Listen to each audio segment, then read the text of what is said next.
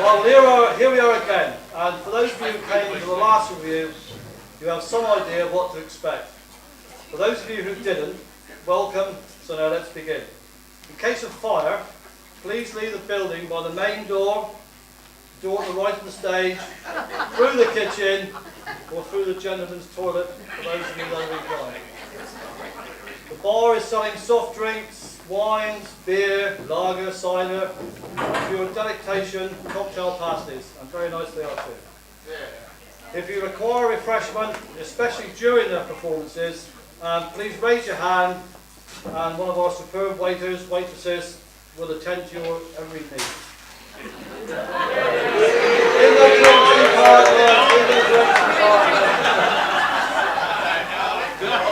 My duty for the first half of the entertainment is to introduce and prepare you for each act, so we shall begin. Ladies and gentlemen, and any dignitaries present for this auspicious occasion, to open the Vintage Review tonight, some of our delightful parish children will perform a song from a jaunty tale of misery and mayhem set in 19th century France. Originally penned by Victor Hugo and adapted to a musical by Alain Boudril, or Bill, and Claude Michel Schomburg. My French isn't as good as it used to be. Popularised by Cameron Mackintosh and expertly adapted by a trio of performers well known and admired in our parish, the Madames Emma Trewin, Kate Phillips and Leanne Carter. Seen by over 60 million people, ladies and... the parish is expanding, Prepare yourselves for a mellifluous and angelic rendition. I give you, Do You Hear the People Sing?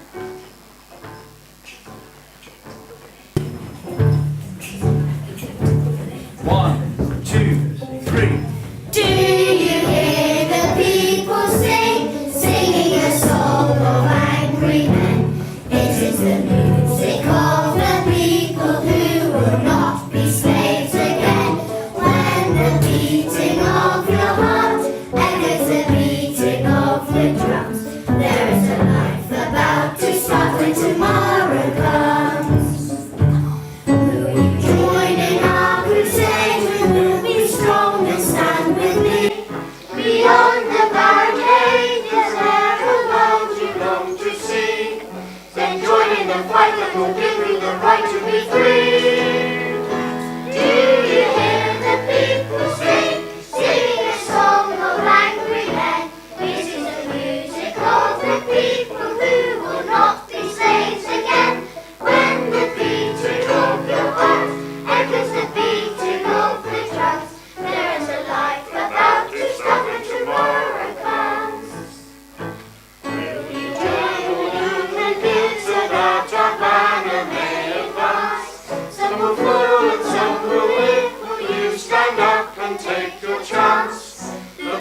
the mountains will water the meadows of France. Do you hear the people sing, singing the song of angry men? It is the music of the people who will not be slaves again. When the beating of your heart echoes the beating of the drums, there is a life about to start when tomorrow comes.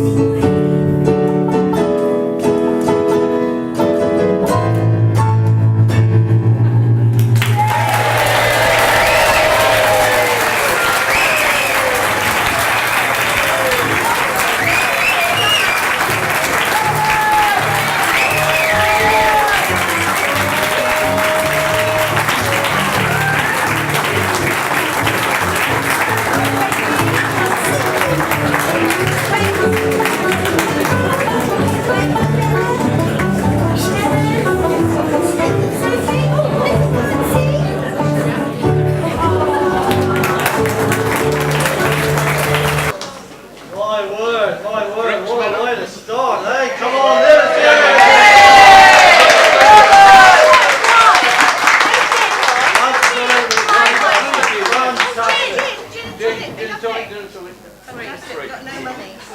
Okay.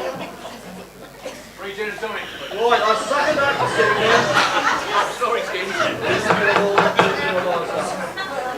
Our second act this evening will be performed by not one countries, but two.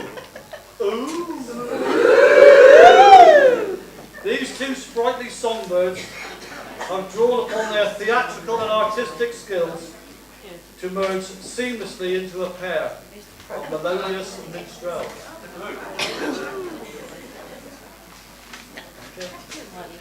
Tonight they will perform a musical rendition formerly reprised in Irving Berlin's Easter Parade. I present to you the Judy Garland and Fred Astaire of the Lizard of West Cornwall, our very own theatrical troubadours, Norma Gossett and Mary Cook, who will now appear before you as a couple of swells.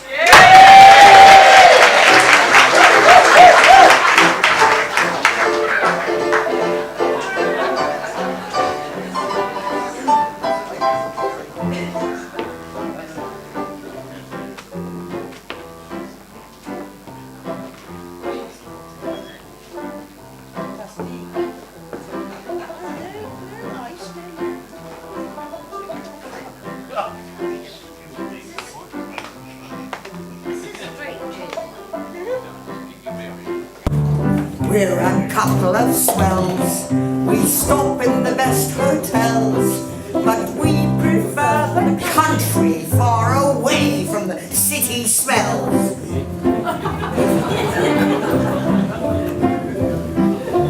We're a couple of sports, the pride of the tennis courts. In June, July and August we look cute when we're dressed in shorts.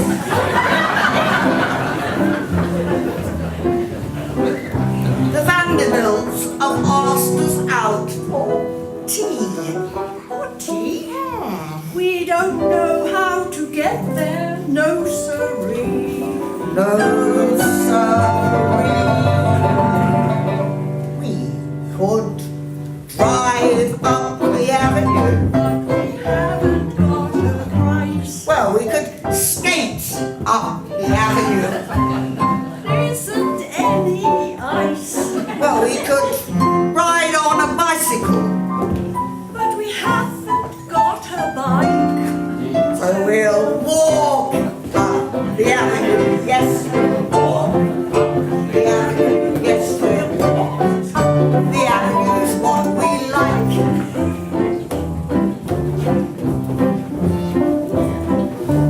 Wall Street bankers are we, with plenty of currency. We open up the safe, but we forgot where we put the key. We're the favourite lads of girls in the picture hats. We'd like to tell you who we kissed last night, but we can't be cats.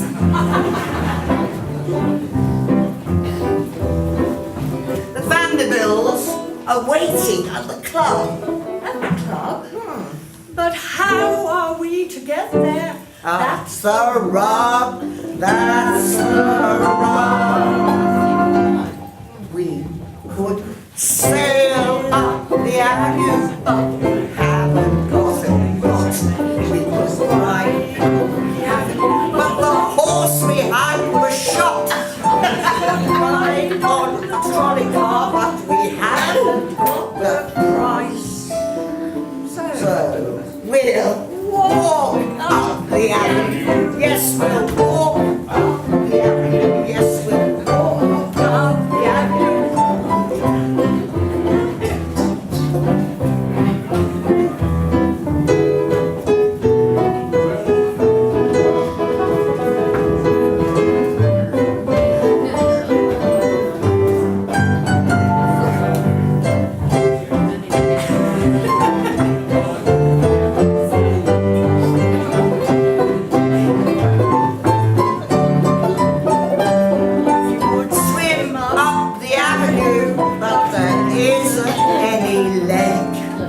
So we'll walk up the avenue. Yes, we'll walk up the avenue. Yes, walk up the avenue is what we'll take. Yes, a walk up the avenue is what we'll take.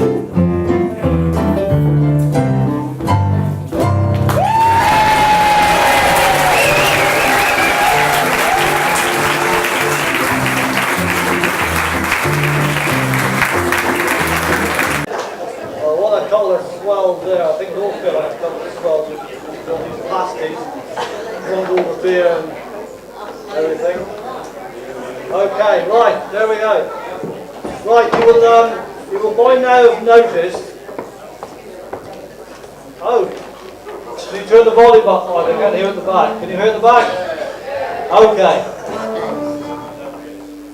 Right, you will by now have noticed that our acts have been accompanied by our very own fingersmith on the piano keyboard, a man who has tinkered to amuse us for many a year. Please put your hands together for the redoubtable Mr. Robin Bates.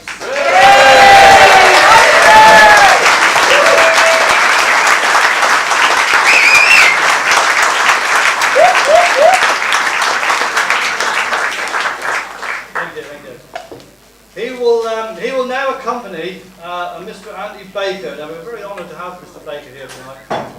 He's more used to performing with that Cafusian ensemble, the Bournemouth Symphony Orchestra. The Bournemouth Symphony Orchestra. I think we might just about get them on the stage. Well, there's only one of them anyway. But. He's interrupted his busy schedule and has travelled here to appear in our humble village hall. Imagine yourselves amongst a carnival of animals.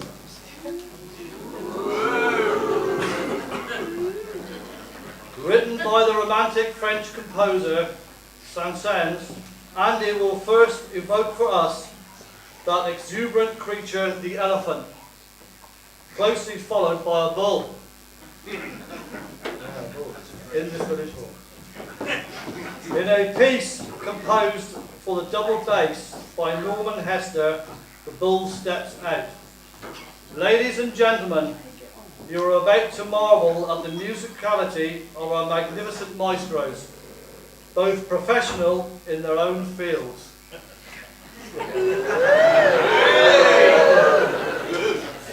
Please welcome Mr. Baker, accompanied by Mr. Bates.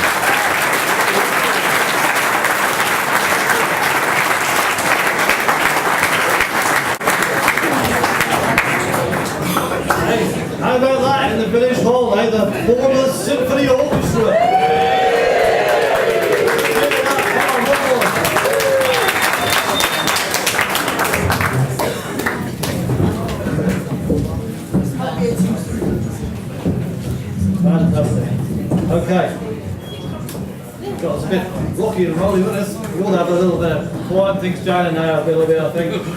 We have a bit of a change of pace, I think. And a breather for Robin. Looks like you can do with it. I have the pleasure of introducing once more the ventripotent volant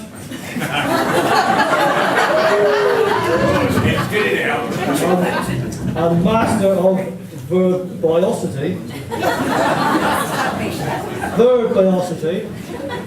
Mr. Andrew Whitehorn. No, it's not nice. He obviously has a brain for the size of a planet to retain all this information. He will now recite for us a tale of family woe, with a moral twist known as Ackroyd's funeral. Ladies and gentlemen, you are about to witness a superfluity of words and verbiage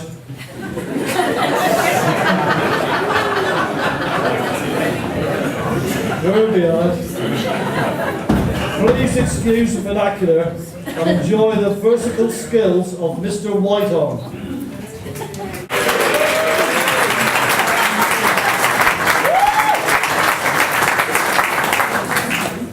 You poor beggars. You had all that culture. Now you've got me. Anyway, as I was saying to the wife's sister in bed the other morning, far too many people enjoying themselves here.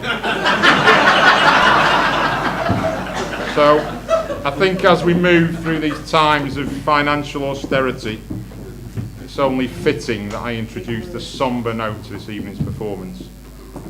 So the tale I have to tell is a tale of abject poverty and hardship and ultimately death. From those dark, satanic cotton towns of Lancashire from whence I come.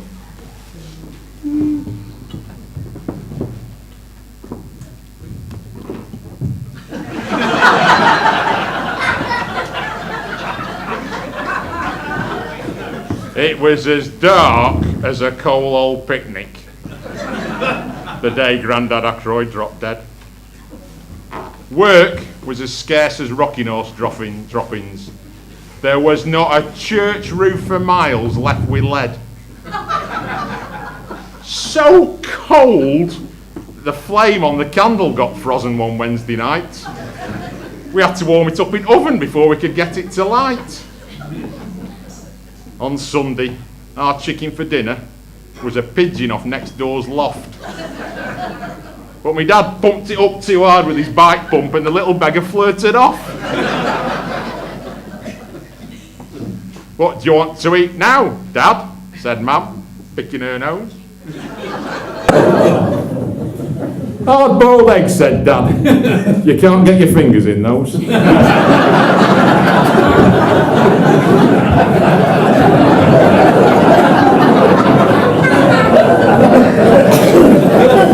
We couldn't afford to kill a chicken, so we boiled up some water right hot, and with bunches of dried peas tied to its knees, it paddled about on top.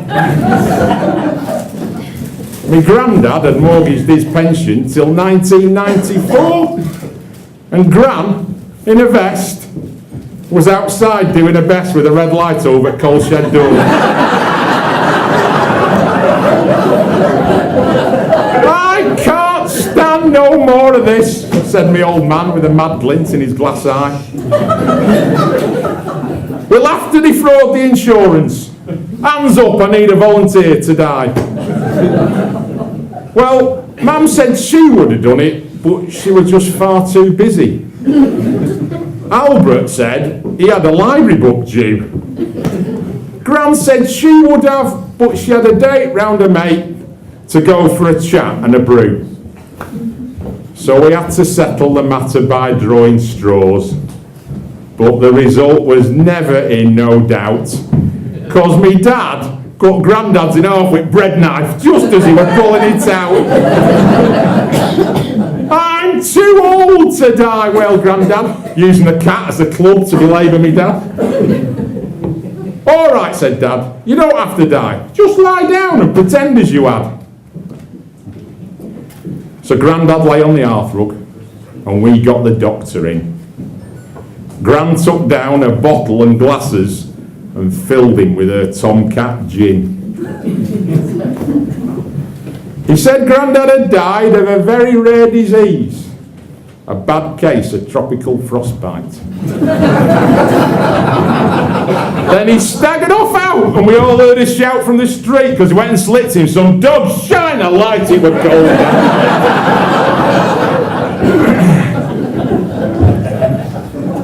Oh, Billy went round for the man from the Prue. Gran filled him with dandelion gin. He paid out £4.10 in used chip shop yen and then said, when are you burying him? Ah, said Grandma. Wasn't thinking of burying him exactly. I was thinking of having him stuffed myself. Or maybe embalming in that plastic wrap and sitting him on mantel shelf. Nay, yon is illegal, said the man from the Prue. Grandad will have to be buried in a box and a shroud of constipated ground.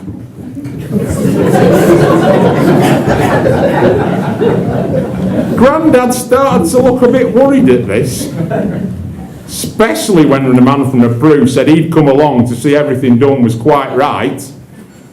Then he staggered off out and we all heard a shout from the street because he went and slipped in some more of that stuff I was telling you about. So now the pretend corpse had to be buried. Me dad had an old kipper crate. When the holes in the wood we had plugged, it looked good, but with plastic brass handles on, great.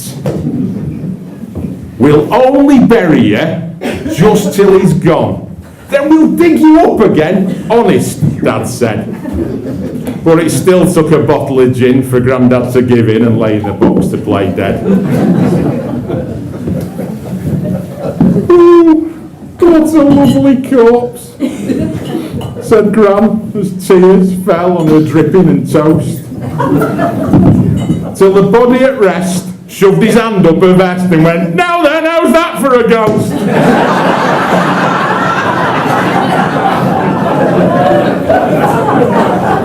We put the box on Big Mabel's coal cart and off to the cemetery we set. We followed on bikes and it all went quite right till another burying we met. There was a policeman stood on point duty because of a fault with the traffic light. But he fell to the ground, his arms flailing round, because he slipped in some more of that stuff I was telling you about before. The doctor and the insurance man said, we've just done that. So the policeman rubbed their noses in it.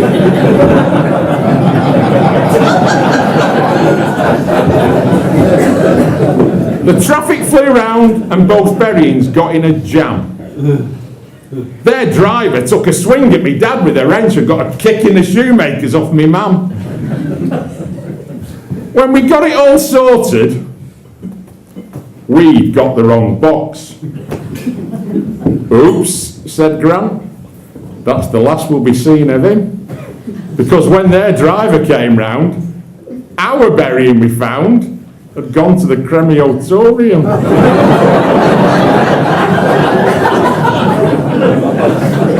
By the time we got there, the service was done. You could hear the organ play. And as the congregation sniffed in wet hankies, our kipper box went on its way.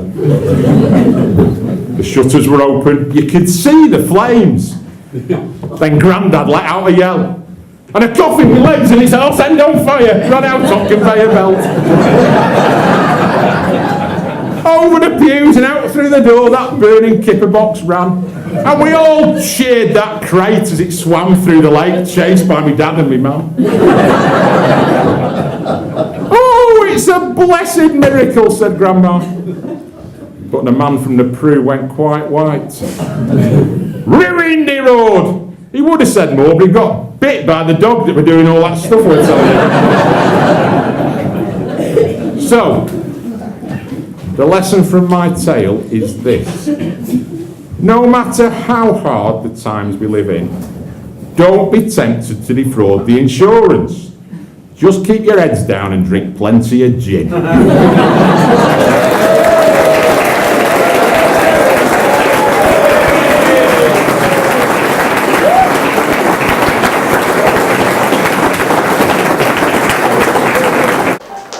Fantastic, how about that? That's a little bit of humour there. Can you hear the backstory? Okay. We're indeed blessed with talent in this parish. We have amongst us a quixotic character. Quixotic character. Who not only captains a vessel on the North Sea, but is the self-styled mayor of Cadgwith. This evening, he is treating us to bambouche, a delicious morsel of nursery innocence. Come along with Captain Collins on a charming bucolic country excursion to the woods, where he will enjoy a picnic with Miss Nancy Stevens, Miss Matilda Phillips, and Miss Esme Alfie Crayon. Ably assisted backstage by Mr. Jammer Phillips.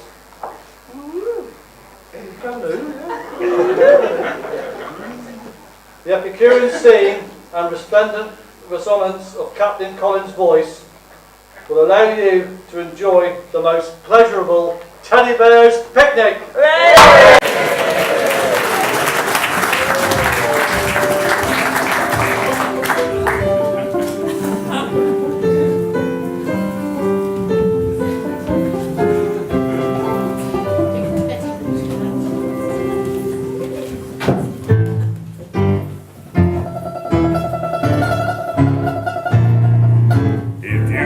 Down to the woods today, you better go in disguise. If you go down to the woods today, be sure of a great surprise. For every bear that ever there was is gathered there for certain, because today's the day the teddy bears have their picnic. Picnic time for little bears. The little teddy bears are having a wonderful time today. See them, watch them, unawares, as they picnic on their holiday. See them, watch them, run about. They love to run about, they never have any cares. At 6 o'clock their mummies and daddies will take him home to bed, 'cause they'll be tired little teddy bears. If you go down to the woods today, you better not go alone. If you go down to the woods today, be safer to stay at home. For every bear that ever there was is gathered there for certain, because today's the day the teddy bears have their picnic. Picnic time for little bears. The little teddy bears are having a wonderful time today. See them, watch them unawares, as they picnic on their holiday. See them, watch them runabout. They love to rap and shout, they never have any cares. At 6 o'clock their mummies and daddies will take them home to bed.